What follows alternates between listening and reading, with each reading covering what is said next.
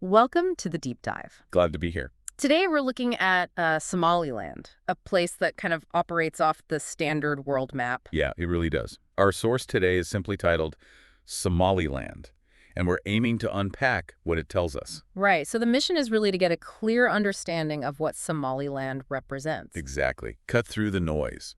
So I guess the big question for you listening is, what is Somaliland? And, why haven't most of us heard much about it if it's functioning so independently? Well, fundamentally, Somaliland is a self-declared state. It's up there in the Horn of Africa. Self-declared, okay. Yeah, they announced independence back in 1991. This was right after Somalia's central government pretty much fell apart. Okay, 91. So they declared it then. But declaring something and having everyone else agree are two different things. But absolutely, that's the crux of the issue. So what's the situation now, recognition-wise? Well, that's the fascinating part. Somaliland has, its own government, its own currency, Yeah. security forces. They hold democratic elections. All the stuff a country normally has. All the hallmarks, exactly. But, it's a big but, it lacks that widespread international recognition as a sovereign nation. Almost no one officially recognizes it. Huh. So it's like it exists on the ground, functioning, but not really on paper internationally, like a parallel reality. That's a good way to put it. De facto statehood, but not de jure for most of the world. Why, though? What are the main roadblocks to getting that official recognition? A big one is this principle of territorial integrity. Most countries, and especially organizations like the African Union, are really hesitant to redraw existing borders. They worry it could open a Pandora's box, Yeah. potentially destabilize things elsewhere if breakaway regions start getting recognized left and right. Yeah, you can see why they'd be cautious. It could set a precedent nobody really wants. Definitely. But what's Somaliland's side of the story? Why not just try and make it work as part of Somalia? What's their argument for independence? Their argument really leans on history. They point back to the colonial era, the former British Somaliland Protectorate. Okay. That territory actually became independent briefly for like 5 days in 1960. Then it chose to unify with the former Italian Somaliland to form the Somali Republic.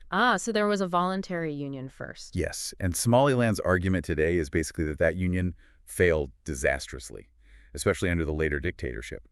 So their 1991 declaration wasn't creating something new, but reclaiming the sovereignty they briefly had in 1960. Interesting. So it's a historical claim, not just a reaction to the chaos of the early 90s. That's their core justification, yes. Yeah. Reasserting prior independence. And what's kind of amazing, isn't it, is that despite not having this international stamp of approval, they've managed to build, well, relative peace and stability. It really is remarkable, especially when you look at the broader region, which has seen so much turmoil. Yeah. They've held multiple rounds of democratic elections, peaceful transfers of power. It's comparatively stable. And that stability, that functioning democracy, that must be a key part of their pitch to the world, right? Like, look, we're doing this right. Precisely.